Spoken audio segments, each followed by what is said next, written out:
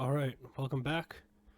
If you watched part 1 and you're here on part 2, thank you for sticking around. This should be a little more interesting as we go on. On the last part I had to kind of get some of the basic stuff out of the way. Now we can get into some of the cooler guys, such as the arch stars. So for the first arch star, you can see right here, there's Koth. He's blue, he's got little horns on his head. He's the first of 4. And he is the star of fire and ice. His realm of influence is called Kyordium.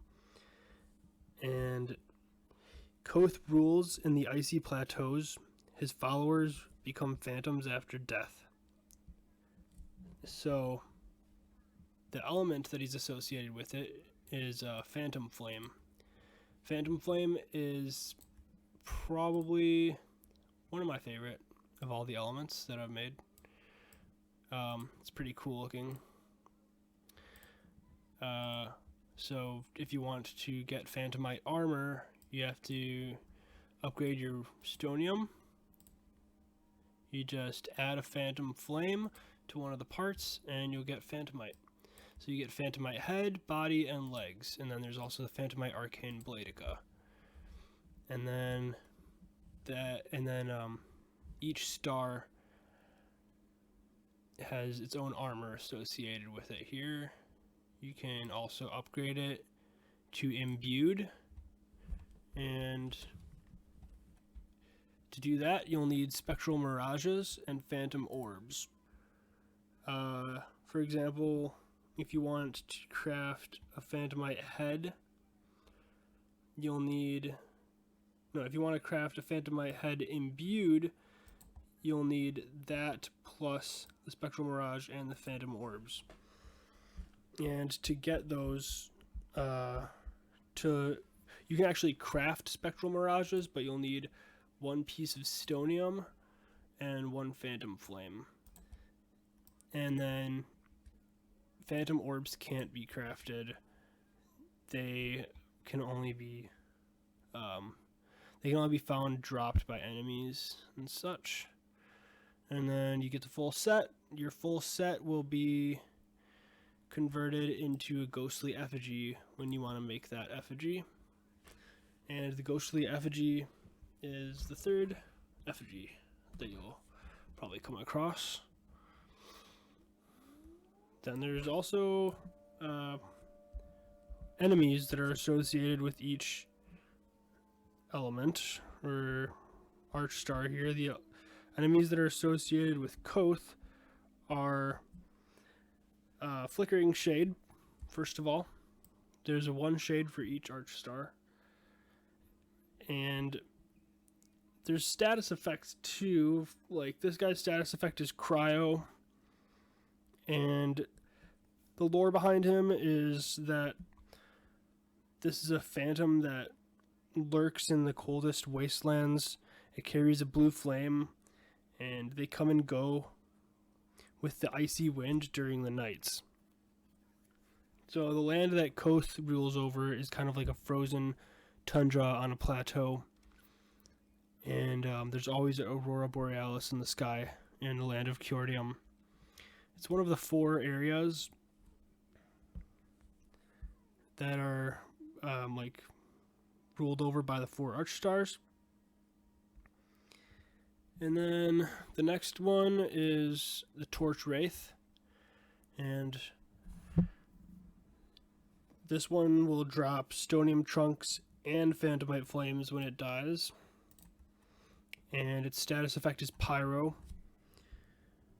The Torch Wraiths light the way through the tombs of Kyordium, but they might attack if someone comes too close. So they're generally kind of relaxed, they don't move around a lot, but if you get up too close to them or you go somewhere you're not supposed to, they will attack. And then the boss of that area and the strongest guy of this element is King Zarafrain. He's supposed to be kind of like a mysterious character. No one is sure exactly where he came from or what he was a king of. And Kind of wanted to have it where he's associated with some of the most powerful beings, but he kind of lost his powers. And he can actually drop phantom orbs when you kill him and phantom flames. But if you want phantom orbs to get this fully upgraded, imbued Phantomite set, you will need to defeat this boss, King Zarfrain. Some enemies are just basic, some I'll call bosses, but you can refight them however many times you want. They would probably just like respawn, which would make it easy to farm the items that you need, because some would be rarer drops than others and things like that. King Zarfrain and his army of phantoms have haunted Kyorium for centuries. Zarfrain was once a wise ruler, but sought greater power in the icy grips of Koth's deception. So he is a follower of Koth. And the Archstars, they don't really appear in the land. They're kind of standoffish, and they use what's called an echo. Like, all three of these would be echoes of Koth. They're like the servants that he uses, and it would be really rare for him actually to, especially for them to visit a land that's not theirs. An Archstar will occasionally come down into its land where it rules, but it would be really rare to see it outside of its domain or its realm. So yeah, that's pretty much all about Koth. And this armor's better than Gilded. And yeah, so and then also, like I said before, you have the unpowered key here, so that's gonna come into play. Alright, so we have another one here now, Nish. Nish is the second Archstar. You see he's got 3 eyes there. That's how you know things are kind of associated with him, which is like the 3 eyes. The lore behind that is important, but it's not important yet. Not quite yet. So yeah, Nish is kind of this reddish-orange color. He's the Star of the Void, and his associated element is the Aether, or the Aether particle. And the land that he rules over is a desert. A really, like a really sandy, dusty desert with very few oases around and some canyons and things like that. It's a really desolate area. Nish rules the desert. He's spiteful and uncaring, and he leaves desolation wherever he appears. So it's a really destructive force. He's not really a creative character, he's just more destructive. Although he does create a few things, such as people to follow him, and you can get this set, the Ethereum set.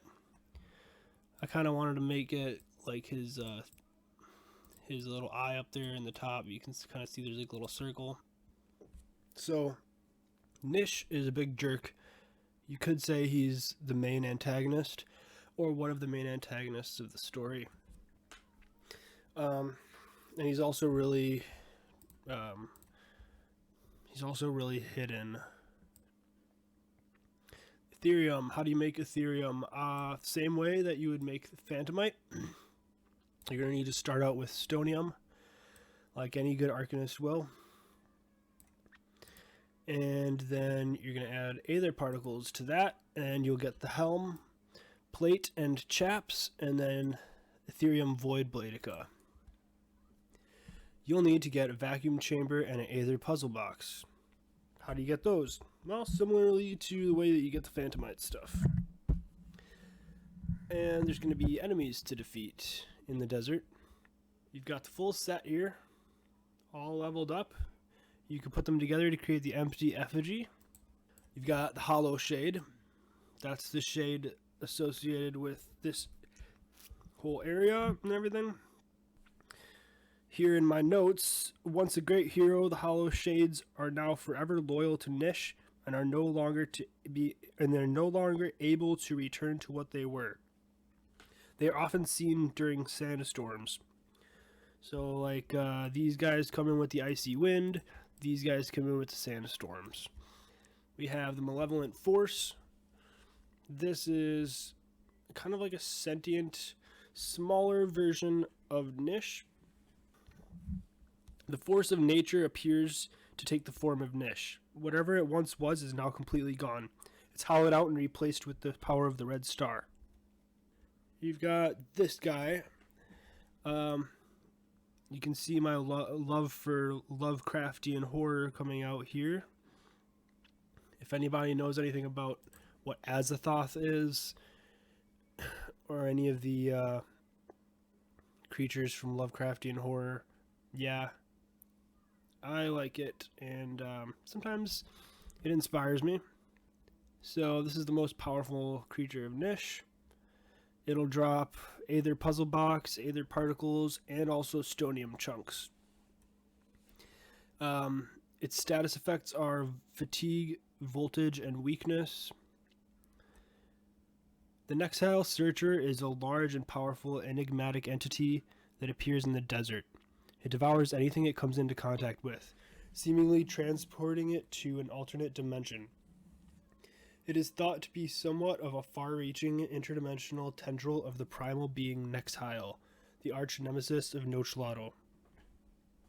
So, that's the first time I'm mentioning Nexile and Nochlotto.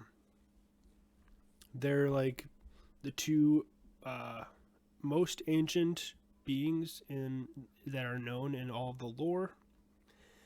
And this is kind of the closest you get to a representation of him, because they don't actually make an appearance on Starix.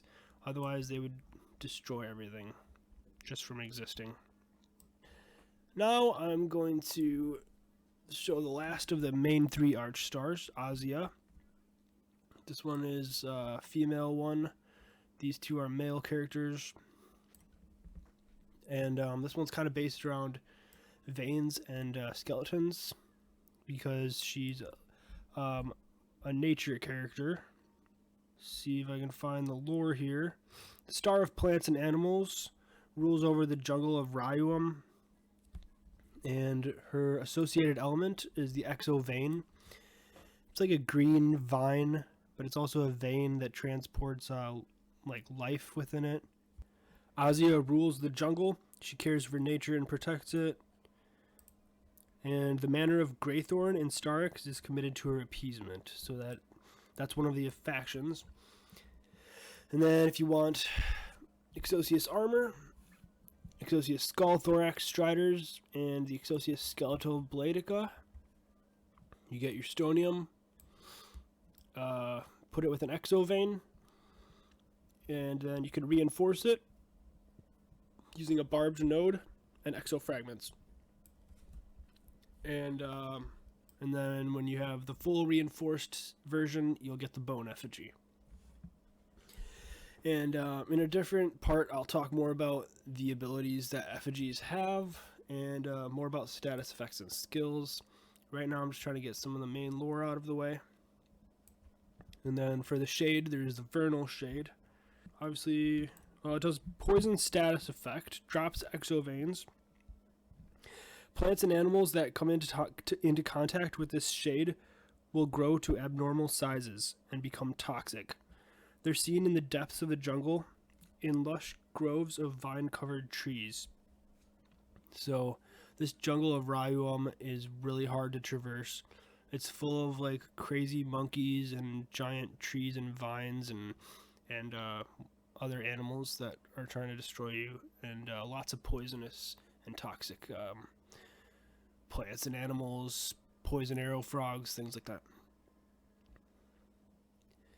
And then the next creature is the Carcassor. It drops exo veins and exo fragments, and then it does poison and weakness status effect. Carcassors carry brains suspended in water spheres connected by exoveins. The origins of the cranial matter are unknown, but some have speculated that they were once human. They tend to the variety of plants that thrive in the undergrowth of Ryuum. Wow, I'm having a hard time reading my own notes here. And lastly, the archivers. The lore behind these ones is kind of interesting. The archivers used to collect knowledge and create tablets and books to preserve history. They have long since abandoned their posts and now attempt to stop humans from discovering their secrets. And they will do poison, weakness, and confusion status effect. And drop exo fragments and veins and stonium chunks. That's all 3 arch stars. And all 9 of the new enemies associated with those. So you can see all 4 shades here. And like kind of like the bosses at the end. I don't know if the archiver doesn't really seem like a good boss, but he is there. I would have him like drop the types of like the items that are like books and things like that, which I will show later on. And there's a 4th arch star, and this one's probably the most interesting. Zoin. Zoin is the most powerful of all the arch stars. But he's also really misunderstood, and not really much is known about him. And there's a lot of speculation around him. He's known as the Star of War, and it's not really known exactly what his element is by the Arcanists, but he's linked to the Hex Knights and the faction of Diamondus. Some would doubt Zoin's very existence, and others say he's the mastermind behind the Age of Dark Battles, and he's not a true Archstar. So there's arguments between the factions on what Zoin actually is, and if he belongs in the actual Archstars category. But either way, he's the purple star, and you get the Hexian mask, Hexian vest, and Hexian mail, and then the Hexian hybrid Bladica. And how do you get this? Well, you're going to need to first get all of these. You're going to need to first get all of these upgraded here. You're going to need to get the imbued, energized, and reinforced sets. And then to put them all together and fuse them, you're going to need a hex core. And you can get a hex core. I was going to have it for like, you could get a hex core from defeating this Ascended Hex Knight. But I was just going to also think about making it so you can craft them. To craft a hex core, you will need a stonium chunk, phantom flame, an aether particle, and an exovein. And then you'll get one of these, but you won't be able to do that until you put the Hexian Valence key into the Temple Forge. And that's going to be a little further down the line. So there's some items that are required to create the Hexian Valence key, and you would not have those yet. And then what's this? The decayed version of the set. Well, it only lasts a certain amount of time. It doesn't have unlimited use, so you're going to need to have these hex capsules. That'll bring you back to life. And so to get the hex capsules, you actually need to fight the Ascended Hex Knight. And then you'll be able to add that to your decayed armor and weapon and bring it back to its shiny Hexian version.